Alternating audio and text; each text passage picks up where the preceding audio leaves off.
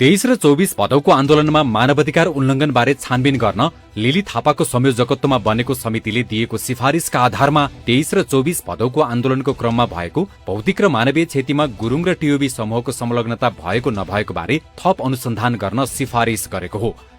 सुदन गुरुङ र टिओबी समूहमाथि के छ कारबाही सिफारिस?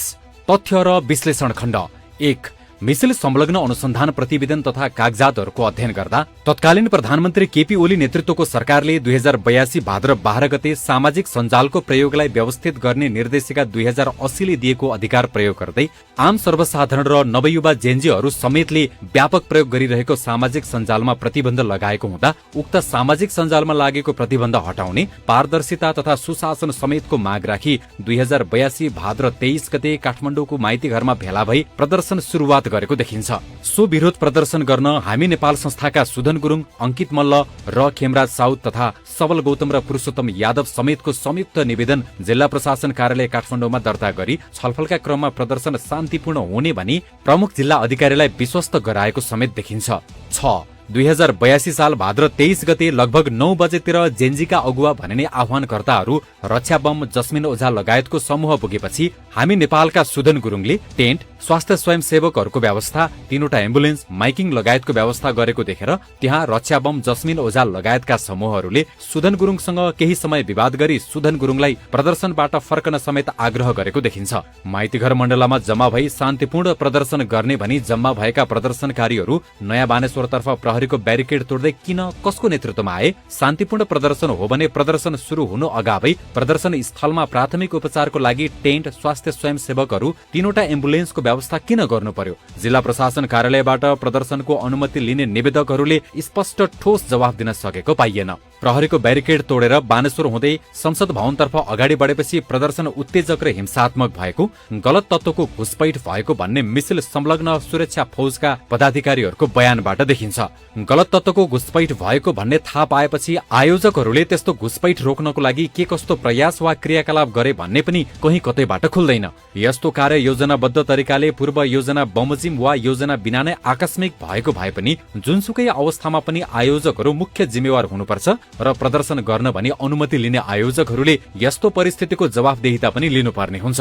यस्तो अवस्थामा प्रदर्शन हिंसात्मक भएको धनजनको क्षतिको जवाफदेहिता र जिम्मेवारी आयोजकको पनि रहन्छ।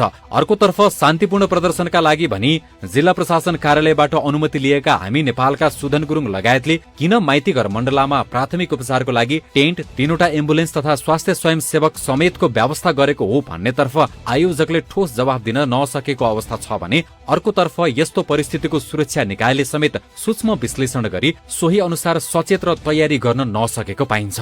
7। भाद्र 23 गते बिहान करिब 10:30 बजे अन्दाजी 3300 जनाको संख्यामा प्रमुख जिल्ला अधिकारीले प्रदान गरेको अनुमतिको परिधिभित्र सुरु गरिएको र्याली केही समयभित्र नै सो परिधि र सो क्षेत्र नाघी बबरमहल, बिजुली बजार पुल हुँदै नयाँ बानेश्वर स्थित एभरेस्ट होटल अगाडि आइपुगेको। तत्पश्चात प्रदर्शनकारीहरूको संख्या बढेर 20-25 हजार जना भएको। सोही समयमा टिओबी लेखिएका कालो टी सर्ट लगाएका र हात तथा शरीरमा टिओबी लेखिएको ट्याटु खोपेका 15-20 जनाको बाइकर ग्रुपहरू आएर भिडलाई अगाडि बढ्न उत्तेजक बनाएको देखिन्छ। एभरेस्ट होटल अगाडि अन्दाजी 20-25 हजार भिड जम्मा भइसकेपछि करिब 12 बजेको समयतिर हामी नेपाल संस्थाका सुदन गुरुङले भिडको नेतृत्व गरेको पाइन्छ। यसरी निज गुरुङले नेतृत्व लिए पश्चात प्रदर्शनकारीहरू आक्रोशित भई सुरक्षा ब्यारिकेड तोडी निषेधित क्षेत्रमा प्रवेश गर्न खोजेपछि सुरक्षाकर्मीसँग मुठभेड, झडप भई हुलदंगामा परिणत भएको देखिन्छ। तत्पश्चात मात्रै सुरक्षाकर्मीबाट अश्रु ग्यास र पानीको फोहरा प्रयोग भएको पाइयो। साथै अश्रु ग्यासका कारण आक्रोशित भिडले बीआईसीसी 1 नम्बर गेट अगाडि ढुङ्गामुढा सुरु गरी एपीएफ वाटर क्यानन तोडफोड गरी वाटर क्याननको छतमा चढेको देखिन्छ। यसै अवस्थामा सुरक्षा निकाय लगायत जेन्जी अगुवाहरूले समेत आक्रोशित भिडलाई सम्झाइ बुझाइ गरी फर्कन र अवांछित गतिविधि रोक्न आग्रह गरेको देखिन्छ।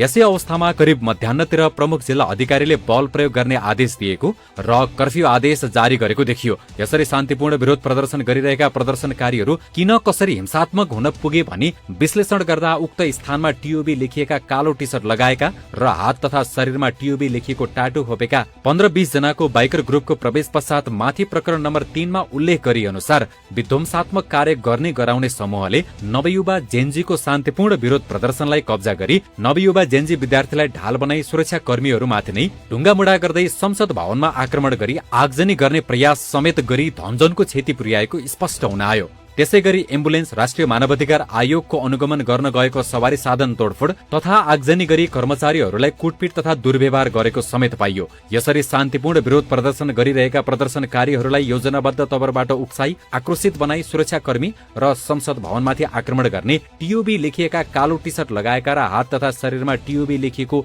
ट्याटु खोपेका 15-20 जनाको बाइकर ग्रुपका व्यक्तिहरूको पहिचान, निजहरूको आयोजकहरूसँग के कस्तो सम्बन्ध कनेक्सन रहेको छ, यिनीहरू कसैबाट सञ्चालित हुन् कि होइनन् भन्ने विषय अनुसन्धान प्रतिवेदनबाट नदेखिएको हुँदा उल्लेखित प्रदर्शनकारीहरूलाई उक्साउने भड्काउनेमा स्पष्ट रूपमा संलग्न देखिएको टिओबी लेखिएको कालो टी सर्ट लगाएका र हात तथा शरीरमा टिओबी लेखिएको ट्याटु खोपेका 15-20 जनाको बाइकर ग्रुपको वास्तविक अवस्था बारेमा थप अनुसन्धान गरी निष्कर्षमा पुग्नुपर्ने देखिन्छ।